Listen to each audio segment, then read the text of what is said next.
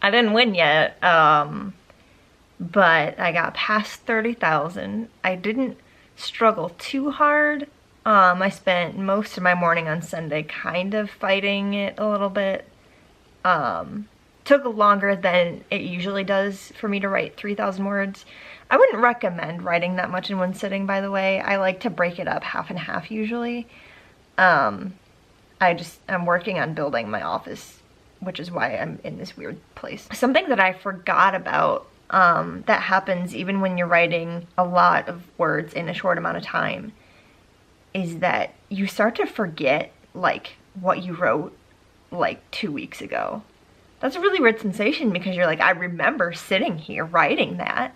Why do I not remember that? There's little things that as I'm scrolling through to get to where I want to start writing for the day, I'll like catch glimpses of things and I'm like, oh, I loved writing that. Or, oh, I'm gonna want to go back at some point and kind of fix that up because I remember liking it but not feeling great about it. I think once you are confident enough in your ability to keep moving forward, you can start to think ahead and think more about, oh, I want to highlight this so I'll change it later, or I know that I changed this person's name and I don't know how many times I wrote it differently and I don't want to go back and fix it now, but I want to eventually. Everyone has their own way of organizing their process and the way that they do things. Some people edit as they go, which slows down your writing itself, but it means that you won't have to go back and do as massive of an edit later. I think self-editing is healthy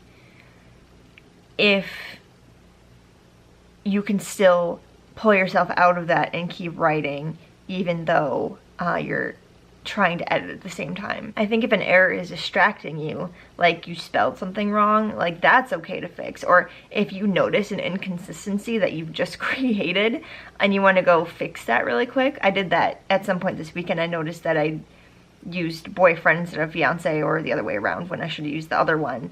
Like that was bugging me to the point where I couldn't keep writing the scene until I fixed it. So I really quick fixed that and then kept going. I think little things like that, if you're getting distracted by them, you should definitely stop and like really quick fix those things. But I think if it's like you have a scene that you know is in the wrong place because you've written other things since then and you want to move it, I don't think that matters that much. I think that takes too much time to figure out exactly where you want to put it. I look at writing like, some people look at writing, they're writing through chapters, or I call them scenes because I will have multiple scenes in a chapter. I look at scenes as very separate things. I like to kind of know that one scene comes right after the other and they kind of attach to each other. One sentence going into the next, break between the scenes. But I know I can think of right now of one scene that I don't know exactly where I want it to go and I know it's in the wrong place.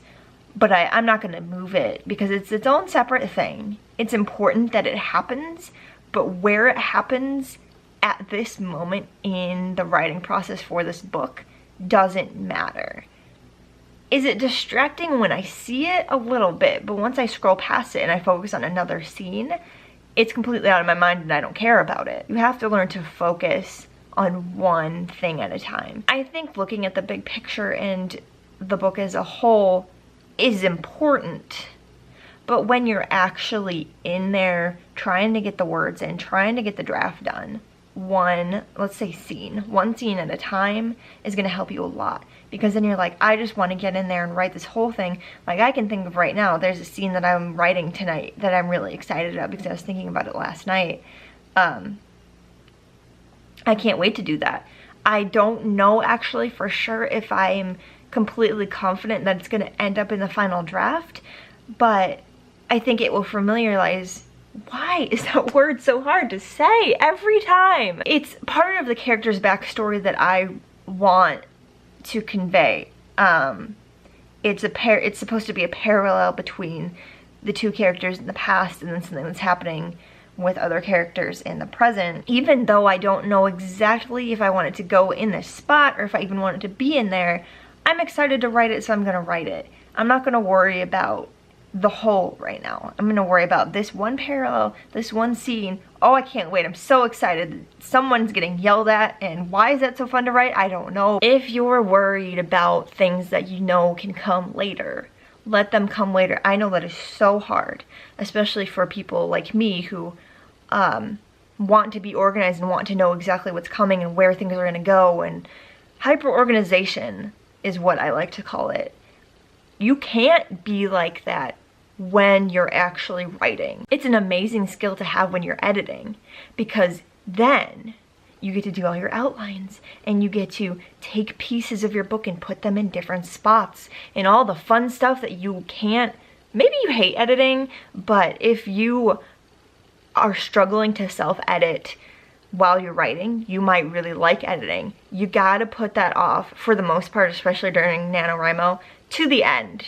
I know that's hard. Like, I want to edit my book too, but it has to be finished first, and for it to be finished, I have to finish out my nano commitment, and I have less than 20,000 words left, which is terrifying. Whatever word count you are at, make it a goal to bring it up today. That's all you have to do, is bring it up a little bit.